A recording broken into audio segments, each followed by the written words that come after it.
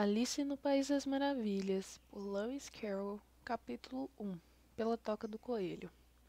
Alice estava começando a ficar muito cansada de estar sentada ao lado da irmã na ribanceira e de não ter nada que fazer.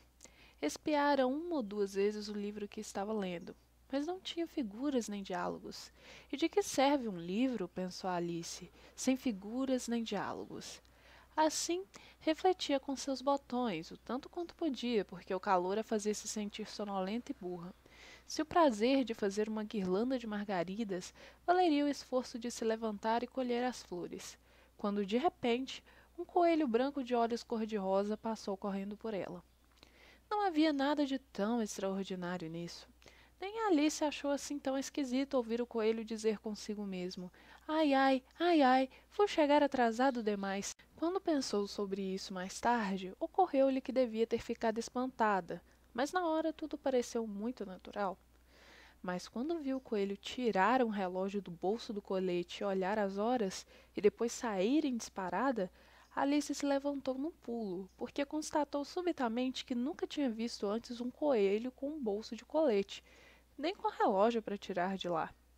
E, ardendo de curiosidade, correu pela campina atrás dele, ainda há tempo de vê-lo se meter a toda pressa numa grande toca de coelho debaixo da cerca.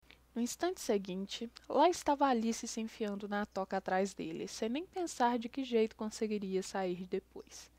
Por um trecho, a toca de coelho seguia na horizontal, como um túnel. Depois se afundava de repente, tão de repente que Alice não teve um segundo para pensar em parar antes de se ver despencando num poço muito fundo.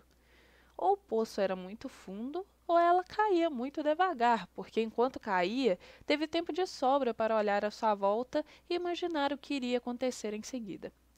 Primeiro, tentou olhar para baixo e ter uma ideia do que a esperava, mas estava escuro demais para se ver alguma coisa. Depois olhou para as paredes do poço e reparou que estavam forradas de guarda-louças e estantes de livros. Aqui e ali viu mapas e figuras pendurados em pregos. Ao passar, tirou o pote de uma das prateleiras. O rótulo dizia geleia de laranja, mas para seu grande desapontamento estava vazio. Como não queria soltar o pote por medo de matar alguém, deu um jeito de metê-lo num dos guarda-louças porque passou na queda. Bem, pensou Alice, depois de uma queda dessa não vou me importar nada de levar um trambolhão na escada. Como vão me achar corajosa lá em casa? Ora, eu não diria nadinha mesmo que caísse do topo da casa, o que muito provavelmente era verdade. Caindo, caindo, caindo. A queda não terminaria nunca? Quantos quilômetros será que já caí até agora? Disse em voz alta. Devo estar chegando perto do centro da Terra. Deixe-me ver. Isso seria uns 6.500 quilômetros de profundidade, acho. Pois, como você vê, Alice aprendera várias coisas desse tipo na escola. E embora essa não fosse uma oportunidade muito boa de exibir seu conhecimento, já que não havia ninguém para escutá-la, era sempre bom repassar. Sim, a distância certa é mais ou menos essa. Mas, além disso, para que latitude ou longitude será que estou indo? Alice não tinha a menor ideia do que fosse latitude nem do que fosse longitude, mas lhe pareciam palavras imponentes para se dizer. Logo recomeçou. Gostaria de saber se vou cair direto através da terra. Como vai ser engraçado sair no meio daquela gente que anda de cabeça para baixo, os antipatias, acho. Dessa vez estava muito satisfeita por não haver ninguém escutando, pois aquela não parecia mesmo ser a palavra certa.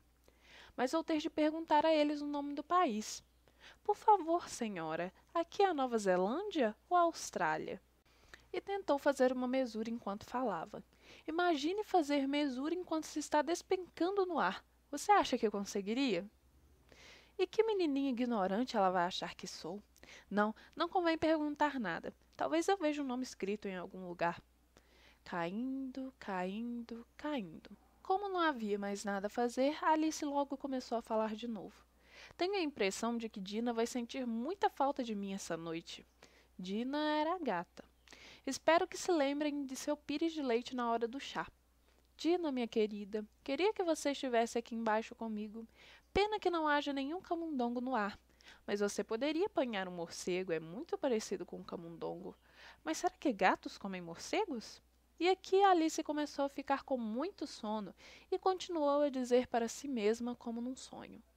Gatos comem morcegos? Gatos comem morcegos? E às vezes, morcegos comem gatos? Pois, como não sabia responder a nenhuma das perguntas, o jeito como as fazia não tinha muita importância. Sentiu que estava cochilando e tinha começado a sonhar que estava andando de mãos dadas com Dina, dizendo a ela muito séria: Vamos, Dina, conte-me a verdade. Algum dia você já comeu um morcego? Quando subitamente, bum, bum, caiu sobre um monte de gravetos e folhas secas. A queda terminara. Alice não ficou nem um pouco machucada, e num piscar de olhos estava de pé. Olhou para cima, mas lá estava tudo escuro. Diante dela havia um outro corredor comprido, e o coelho branco ainda estava à vista, andando ligeiro por ele. Não havia um segundo a perder. Lá se foi Alice como um raio, tendo tempo apenas de ouvi-lo dizer ao dobrar uma esquina: Por minhas orelhas e bigodes, como está ficando tarde. Ela estava bem rente a ele, mas quando dobrou a esquina, não havia mais sinal do coelho branco. Viu-se num salão comprido e baixo, iluminado por uma fileira de lâmpadas penduradas do teto. Havia portas ao redor do salão inteiro, mas estavam todas trancadas. Depois de percorrer todo um lado e voltar pelo outro, experimentando cada porta, caminhou desolada até o meio, pensando como haveria de sair dali. De repente, topou com uma mesinha de 3 pernas, feita de vidro maciço. Sobre ela não havia nada, a não ser uma minúscula chave de ouro, e a primeira ideia de Alice foi que devia pertencer a uma das portas do salão. Mas que pena! Ou as fechaduras eram grandes demais, ou a chave era pequena demais. De qualquer maneira, não abria nenhuma delas. No entanto, na segunda rodada, deu com uma cortina baixa que não havia notado antes.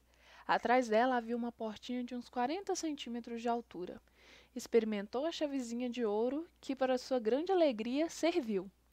Abriu a porta e descobriu que dava para uma pequena passagem, não muito maior do que um buraco de rato. Ajoelhou-se e avistou do outro lado do buraco o jardim mais encantador que já se viu. Como desejava sair daquele salão escuro e passear entre aqueles canteiros de flores radiantes e aquelas fontes de água fresca. Mas não era capaz nem de enfiar a cabeça pelo vão da porta.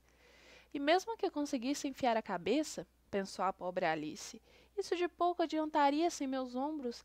Ah, como gostaria de poder me fechar como um telescópio. Acho que conseguiria se soubesse pelo menos começar.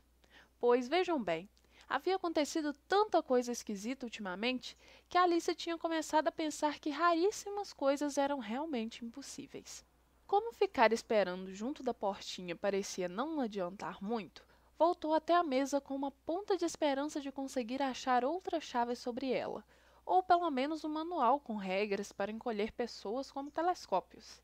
Dessa vez achou lá uma garrafinha, que com certeza não estava aqui antes, pensou Alice, em cujo gargalo estava enrolado um rótulo de papel com as palavras "Beba-me", graciosamente impressas em letras graúdas.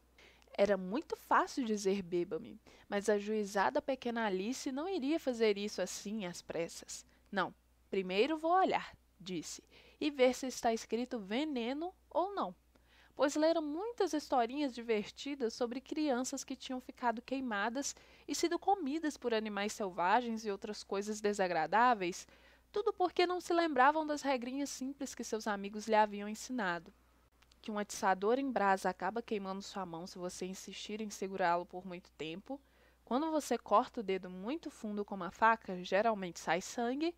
E ela nunca esquecera que, se você bebe muito de uma garrafa em que está escrito veneno, é quase certo que vai se sentir mal, mais cedo ou mais tarde. Como, porém, essa garrafa não estava escrito veneno, Alice se arriscou a provar. E achando o gosto muito bom, na verdade, era uma espécie de sabor misto de torta de cereja, creme, abacaxi, peru assado, puxa-puxa e torrada quente com manteiga. Deu cabo dela num instante. Que sensação estranha, disse Alice. Devo estar encolhendo como um telescópio. E estava mesmo. Agora só tinha 25 centímetros de altura, e seu rosto se iluminou à ideia de que chegara ao tamanho certo para passar pela portinha e chegar àquele jardim encantador. Primeiro, no entanto, esperou alguns minutos para ver se encolher ainda mais. A ideia a deixou um pouco nervosa, pois isso poderia acabar, disse Alice consigo mesma, me fazendo sumir completamente, como uma vela. Nesse caso, como eu seria? e tentou imaginar como é a chama de uma vela depois que a vela se apaga, pois não conseguia se lembrar de jamais ter visto tal coisa. Um pouco depois, descobrindo que nada mais acontecera, decidiu ir imediatamente para o jardim. Mas ai da pobre Alice! Quando chegou à porta, viu que tinha esquecido a chavezinha de ouro, e quando voltou à mesa para pegá-la, constatou que não conseguia alcançá-la. Podia vê-la muito bem através do vidro, e fez o que pôde para tentar subir por uma das pernas da mesa, mas era escorregadia demais. Tendo-se cansado de tentar, a pobre criaturinha sentou no chão e chorou. Vamos, não adianta nada chorar assim, disse Alice para si mesma num tom um tanto áspero. Eu a aconselho a parar já. Em geral, dava conselhos muito bons para si mesma, embora raramente os seguisse, repreendendo-se de vez em quando tão severamente que ficava com lágrimas nos olhos. Certa vez, teve a ideia de esbofetear as próprias orelhas por ter trapaceado num jogo de croquet que estava jogando contra si mesma, pois essa curiosa criança gostava muito de fingir ser duas pessoas. Mas agora, pensou a pobre Alice, não adianta nada fingir ser duas pessoas. Ora, mal sobra alguma coisa de mim para fazer uma pessoa apresentável. Pouco depois deu com os olhos numa caixinha de vidro debaixo da mesa. Abriu-a e encontrou dentro um bolo muito pequeno, com as palavras "Coma-me" lindamente escritas com passas sobre ele. Bem, vou comê-lo, disse Alice. Se me fizer crescer, posso alcançar a chave. Se me fizer diminuir, posso me esgueirar por baixo da porta. Assim, de uma maneira ou de outra, vou conseguir chegar ao jardim. Para mim, tanto faz. Comeu um pedacinho e disse para si mesma aflita: para cima ou para baixo? Para cima ou para baixo? Com a mão sobre a cabeça para sentir em que direção estavam indo, ficando muito surpresa ao verificar que continuava do mesmo tamanho. Não há dúvida de que isso geralmente acontece quando se come bolo, mas Alice tinha se acostumado tanto a esperar só coisas esquisitas acontecerem que lhe parecia muito sem graça e maçante que a vida seguisse da maneira habitual. Assim, pôs mãos à obra e, num segundo, deu cabo do bolo. Fim do capítulo 1.